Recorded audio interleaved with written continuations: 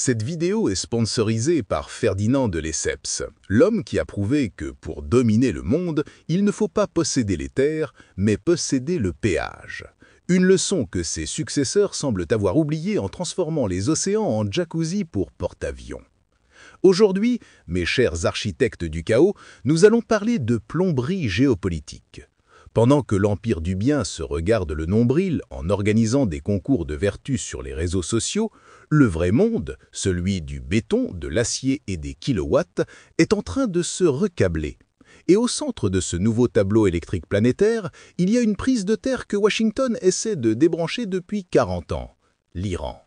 D'ailleurs, si vous voulez investir dans une infrastructure de contre-propagande plus solide que leur projet fantôme, rejoignez-nous sur Patreon. Contrairement au corridor américo-israélien, nos projets, eux, voient le jour. Revenons à nos moutons, ou plutôt à nos mollahs bâtisseurs. L'histoire qu'on nous sert est simple. L'Iran, cet axe du mal, veut la bombe. La réalité, comme toujours, est une insulte à ce genre de fiction pour cerveau lent. Le véritable crime de l'Iran n'a jamais été son programme nucléaire. Ça, c'est le prétexte, le casus belli pour les nuls. Souvenez-vous, juste avant la dernière crise provoquée par l'axe Washington-Tel Aviv, Moscou avait mis sur la table un accord d'une logique implacable. Rosatom construirait 8 nouveaux réacteurs en Iran, on transférerait l'uranium enrichi pour en faire du combustible, bref, une solution, la paix. Et l'Empire déteste la paix. C'est mauvais pour le business. La réponse? Une offensive israélo-américaine, la trahison, pure et simple. Moscou, pris pour un idiot, a compris la leçon. Avec ces gens-là, on ne négocie pas, on ne compose pas, on s'aligne et on attend l'inévitable. Car le vrai problème, le vrai péché capital de Téhéran, le voici. Il ose exister en dehors du dogme. Pire, il ose construire. L'Iran soutient les résistances locales au projet messianique du Grand Israël, crime. L'Iran participe à la construction d'alliances stratégiques et économiques eurasiennes qui contournent l'hégémonie du dollar, ce dieu fétiche sur lequel repose toute la puissance américaine, blasphème. Cet empire, qui n'est plus qu'une pyramide de Ponzi financière adossée à une force militaire hypertrophiée, voit son levier principal, le dollar, se transformer en monnaie de singe. Et l'Iran est l'un des artisans de ce grand désenchantement. C'est une nation qui, rappelons-le pour le plaisir, n'a jamais déclenché aucune guerre depuis 1736.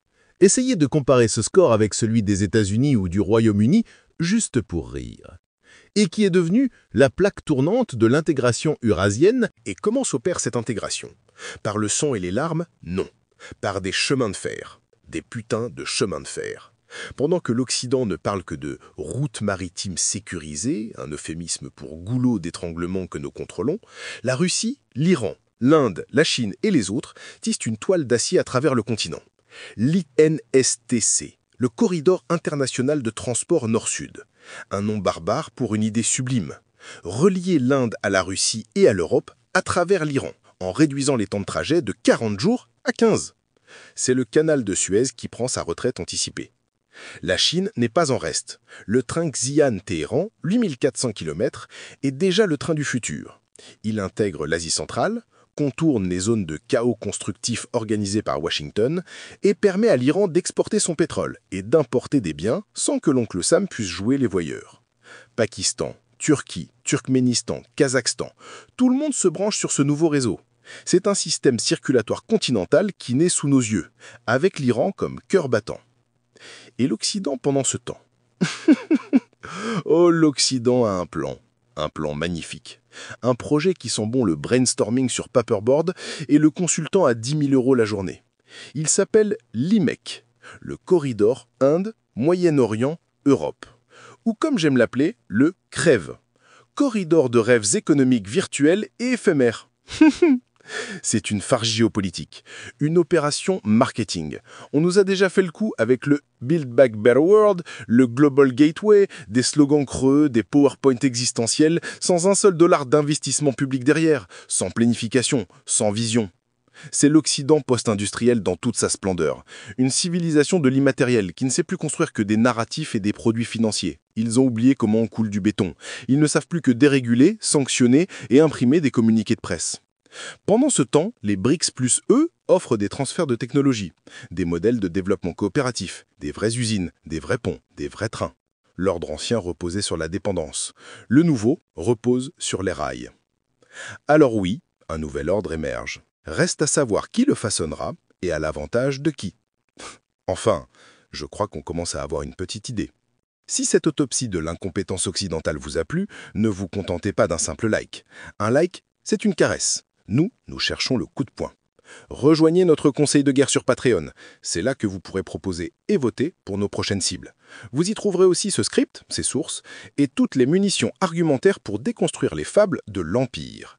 Et en likant et en vous abonnant, vous ne flattez pas notre ego.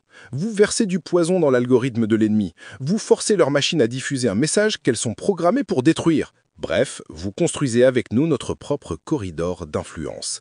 Et celui-là, il est bien réel.